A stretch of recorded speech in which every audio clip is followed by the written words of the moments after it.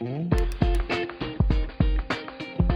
a un taux de chirurgie ambulatoire qui augmente de 2% par an, qui pour l'instant ne nous fait pas atteindre cet objectif. Mais ce que je trouve très intéressant, c'est effectivement les tensions que cela révèle et notre capacité à les surmonter. On peut mal les surmonter et on peut bien les surmonter. Les tensions que ça révèle entre le risque de reségrégation par l'introduction trop rapide ou sans discernement, comme vous le disiez, d'une pratique, d'une technique, d'un mode de prise en charge des patients et nos objectifs de participation à la réduction des inégalités en santé. Je reviens juste là-dessus parce que on a insisté sur la précarité, mais pour moi la question de la réduction des inégalités, c'est bien sûr la précarité, c'est bien sûr l'ensemble des vulnérabilités, qu'elles soient sociales, qu'elles soient par l'âge, qu'elles soient par les comorbidités, qu'elles soient par l'origine. Quand on dirige la paix, on ne peut pas avoir 36 000 objectifs. Et moi, comme vous vous rappelez, quand je suis arrivé, j'ai annoncé qu'il y en avait un qui transcendait tous les autres. C'est notre capacité non pas à rester sur le niveau d'inégalité tel qu'on est, mais à le réduire. À le réduire parce qu'il y a aujourd'hui déjà, malgré la sécurité sociale, malgré la force de l'hôpital public, des inégalités qui sont croissantes. Je dis souvent comme anecdote, mais il suffit de constater le nombre de personnes qui nous appellent les uns et les autres en disant « Est-ce que tu peux réduire le délai pour lequel j'aurai le droit à mon IRM, à ma prise en charge, etc. etc. » Et quelque chose qui spontanément n'y veille pas, s'accroîtra et crée soit l'inégalité par mauvais délai, mauvais adressage, etc. etc. Donc le fait, tout est tourné vers cela. La manière dont on organise notre temps de travail, la manière dont on organise l'ouverture de nos équipements, la manière dont on organise nos accès, la manière dont on travaille avec les représentants des patients, avec les associations, c'est de veiller à ce que ce soit la pression technique ou la pression économique, ne se traduisent pas par des divergences sociales. Juste là aussi une petite anecdote personnelle, mais moi je me souviens quand j'étais externe, il y a longtemps, on ne parlait pas de chirurgie ambulatoire, mais j'ai été frappé, je le suis encore et j'y pense régulièrement, par un patient qui avait fait une radio de poumon en ville avant d'être hospitalisé et qui demandait à l'externe quand il serait remboursé pour sa radio. Et moi, comme un externe qui foutait mes feuilles d'assurance maladie à la poubelle, je lui ai dit, mais je ne sais pas, c'est pas mon boulot de le savoir. Mais il insistait. Et il m'agaçait à insister sur cette question anecdotique. Et puis en disant, mais est-ce que je serai remboursé la semaine prochaine ou dans un mois? Je lui ai dit, je ne sais pas. Et je lui ai dit, mais pourquoi insistez-vous comme ça? Il me dit, si c'est dans une semaine, je peux m'arranger pour manger. Si c'est dans un mois, je ne sais pas comment je mange. Et je pense que tous ici, vous avez été confrontés 1000 fois à ce genre de choses, c'était les cas que vous racontiez. Mais ces situations d'ailleurs qui montrent à quoi sert la sécurité sociale et qui montrent aussi comment on peut passer à côté de choses qui sont juste vitales dans l'organisation des patients. Et pour autant, il faut qu'on avance sur la chirurgie ambulatoire, pas simplement pour des raisons économiques, je vais y revenir, mais effectivement, je ne sais pas s'il faut toujours se mettre dans le sens de l'histoire, mais on sent bien que pour des raisons d'organisation, pour des raisons de performance, pour des raisons d'innovation, pour des raisons de... cette évolution est une évolution à laquelle personne n'échappera et que on s'est posé cette question. Alors c'était amusant quand on a fait notre plan stratégique et qu'on a fixé 45% de chirurgie ambulatoire. À cette époque-là, ce qui n'est pas très lointaine, qui était il y a 2 ans, ce n'était pas la question de la précarité du patient, des familles vulnérables qui émergeait le plus. C'était, mais nous, on est le CHU qui prend les malades les plus lourds, donc 45% dans la clinique du coin ou dans le petit hôpital général, c'est tout à fait logique. Éventuellement chez les Américains qui font n'importe quoi. Mais chez nous, c'est incompatible avec le type de prise en charge. Et aujourd'hui, la chose se déplace et c'est très bien. C'est-à-dire de se dire, après tout, l'enjeu d'exploit, d'innovation, d'essayer de faire les prothèses d'épaule, peut-être demain vous proposerez des greffes de foie, je ne sais pas, mais d'essayer de dire que pour les techniques les plus lourdes, vous avez, vous, équipe médicale et soignante, la capacité de dépasser les frontières, et puis à ce moment-là émergent d'autres types de limites éventuelles ou réelles que sont la typologie du patient.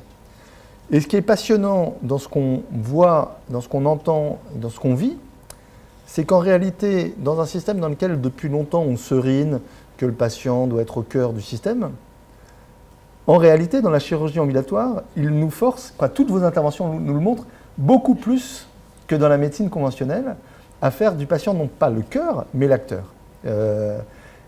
C'est obligatoire. Et ça, c'est quand même, j'allais dire, d'un côté extrêmement positif. C'est-à-dire pas simplement le patient objet ou sujet, mais le patient co-décideur du système. C'est ce que vous avez souligné les uns les autres, le patient, son entourage, son contexte, son environnement, etc.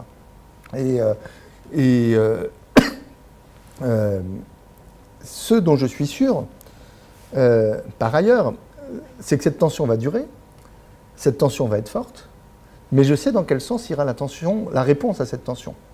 Parce que ce qui peut nous rassurer, et ce que je constate et ce que vous constatez, c'est que la force de la paix et de celles et ceux qui la composent, d'une certaine éthique, qui est que jamais on fera collectivement l'arbitrage de choix économiques et organisationnels qui nous écarteraient de cette mission. Alors il peut y avoir des tendances dans tel ou tel service, sur telle ou telle discipline, à tel ou tel moment, etc. Mais il y a aussi des forces de rappel extrêmement fortes qui sont effectivement également les débats qu'on a sur la prise en charge de non-assurés sociaux, sur lequel d'abord la volonté de soigner, de prendre en charge, quitte à faire perdre de l'argent à son hôpital, est plus forte que toute directive qu'on ne donne pas d'ailleurs, mais si on les donnerait, j'espère qu'elles seraient vaines. Voilà, donc on ne va pas les donner. Mais je pense que face au bouleversement de la chirurgie ambulatoire, nous avons ces cordes de rappel qui sont très fortes. Alors, je reviens sur la question, et quitte à choquer 2 secondes, que vous posiez en disant il y a effectivement des patients qui seront exclus de la chirurgie ambulatoire parce que trop pauvres, trop précaires, ayant trop d'enfants à la crèche, etc. Je le dis sans... Moi, je pense que ça ne marchera pas. C'est-à-dire que si on raisonne comme cela, à un moment, le système sera lui-même à 2 vitesses. C'est-à-dire que la vitesse normale deviendra la chirurgie ambulatoire et le wagon de 4e classe deviendra le patient non éligible. Donc je pense qu'il faut à la fois avoir ce type de discernement, bien évidemment, mais à la fois avoir un travail pour dire comment est-ce que la chirurgie ambulatoire elle-même, comme la consultation, comme etc., devient, et qu'est-ce qu'on fait pour favoriser le fait qu'elle soit accessible à tous. Sinon, pour de bonnes intentions, on reconstituera les 2 vitesses et on se spécialisera peut-être dans les patients qui peuvent être éligibles pour l'ambulatoire. Donc il faut absolument travailler sur qu'il y ait des critères objectifs liés à l'âge, à la vulnérabilité physiologique, mais sur les critères qui peuvent être liés à la précarité, pouvoir faire en sorte qu'on y apporte des réponses. Et donc on lutte contre le divorce des années 75 sur le sanitaire et le social.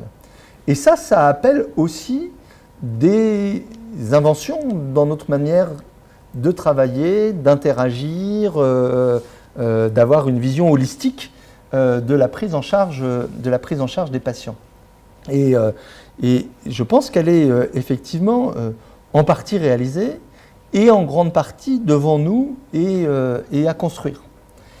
Et alors, il se trouve que, et ce n'est pas que la chirurgie ambulatoire, elle se fait à un moment où il y a une sorte de moindre connexion entre l'hôpital lieu d'hébergement et l'hôpital lieu de soins, qui est assez logique, qui ne vient pas simplement pour dire qu'il faut transformer les hôpitaux en des endroits où on ne fait que passer pour des raisons économiques, se débarrasser des lits, etc.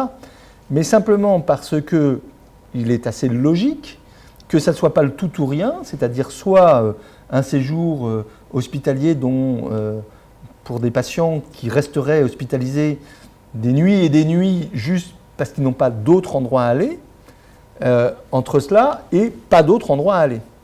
Donc c'est ce qui fait que l'hôpital plus composé, plus mixte, qui peut être la logique des hôtels hospitaliers, dès lors que les hôtels hospitaliers ne sont pas eux-mêmes des barrières financières, ou de pouvoir organiser l'hospitalisation à domicile, y compris pour des gens pour lesquels les domiciles ne sont pas complètement idéaux, etc., etc. Quoi. Toute une série où de peut-être consacrer des ailes d'hôpital à de l'hébergement pur, hein, parce que jamais un service clinique ne pourra être à deux vitesses lui-même.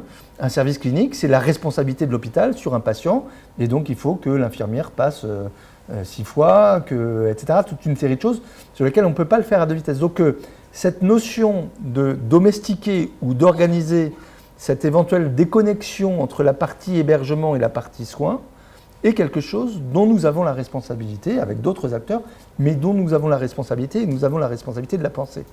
Et elle aussi se fera mal si on n'y travaille pas, elle se fera bien si on y travaille. Et donc c'est en cela que c'est aussi quelque chose que je pense d'absolument passionnant, parce qu'il reconfigure l'hôpital, il reconfigure nos pratiques.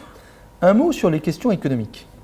Ça serait hypocrite de dire qu'il n'y a pas de motif économique à la bascule ambulatoire, même s'il y a des motifs d'infection nosocomiale, d'innovation, etc., il y a aussi un motif économique. Mais il faut se rappeler pourquoi est-ce qu'il y a ce motif économique à l'hôpital public.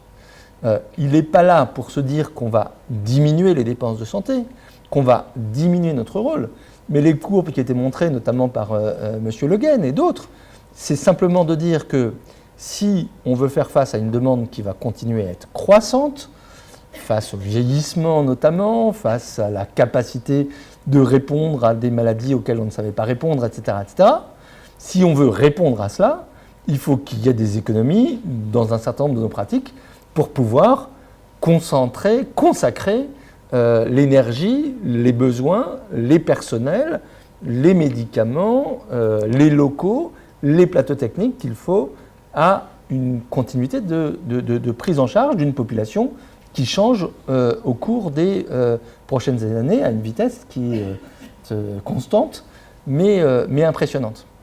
Et c'est bien ça ce qu'il faut qu'on ait en tête, c'est pas pour recroqueviller le système de santé. Et si on ne le fait pas, on sait ce qui se passe. Si on ne le fait pas, on sait qu'à ce moment-là, c'est effectivement l'ouverture à des systèmes de prise en charge à deux vitesses face à des dépenses de santé considérées comme insupportables par l'ensemble de la société. Et si on ne le fait pas à l'AP, c'est-à-dire que si la PHP, comme grand centre hospitalo-universitaire, elle-même n'est pas capable de trouver ses marges de manœuvre, à ce moment-là, les patients seront privés d'APHP. C'est-à-dire que les patients qui n'auraient pas les moyens seraient privés d'APHP. Donc, le fait qu'on soit hospitalo-universitaire d'excellence, etc., ne nous met pas à l'écart de ce mouvement-là. Ce qui est aussi un changement par rapport probablement à une conception de l'AP des années 70, 80, etc., où on pouvait échapper à ce mouvement-là. Aujourd'hui, non seulement on ne peut pas y échapper, mais à mon avis, on a intérêt à être moteur. C'est-à-dire pas à faire de l'excès de zèle dans les économies, c'est pas ce que je veux dire du tout, mais à considérer que ce type de capacité de convertir un certain nombre de modes de prise en charge qui ont leur coût vers d'autres modes de prise en charge qui peuvent être plus nombreuses, plus adaptées pour d'autres qui sont plus coûteuses, d'autres qui le sont moins, etc., ça fait partie de notre boulot. Et alors ça fait partie de notre boulot. Moi j'ai été frappé par ce que vous avez montré sur 0 publication. Ben au boulot les gars. Quoi ? Pardon, de ma vulgarité ou de ma familiarité. Mais ce que je dis et ce que je pense, c'est qu'effectivement notre responsabilité hospitalo-universitaire, elle existe déjà. On a des merveilleuses publications sur la comparaison de la prise en charge de SDF dans des services de réanimation par rapport à la population générale. On a des publications sur les urgences. Et je pense qu'on devra et qu'on aura et que vous aurez à cœur de faire des publications également sur ces dimensions de précarité, de chirurgie ambulatoire ou de chimiothérapie de jour, ou etc., etc., parce que ce sont des publications qui aident à faire bouger les prises en charge ou à faire bouger les prises en charge à la fois dans leur pratique et dans leur mode de financement, parce que nous n'oublions pas que, quoi qu'on en dise, il y a effectivement, et nous en sommes fiers, il y a un coût supplémentaire à assurer une mission d'égalité des soins et une mission sociale dans un hôpital d'excellence et qui doit être pris en compte par le financeur. Mais pour que le financeur le prenne bien en compte, vous savez qu'il faut qu'on soit capable de le justifier et de le démontrer, comme on doit être capable de justifier et démontrer face à des patients, face à leurs représentants, face au pouvoir public, la bonne utilisation des ressources. Voilà. Donc j'ai trouvé cette approche tout à fait remarquable dans la table ronde à laquelle j'ai assisté. Je pense que l'AP est complètement mobilisée au bon sens du terme pour avancer. Et j'espère que vous sentez que la direction de l'AP l'est aussi à vos côtés.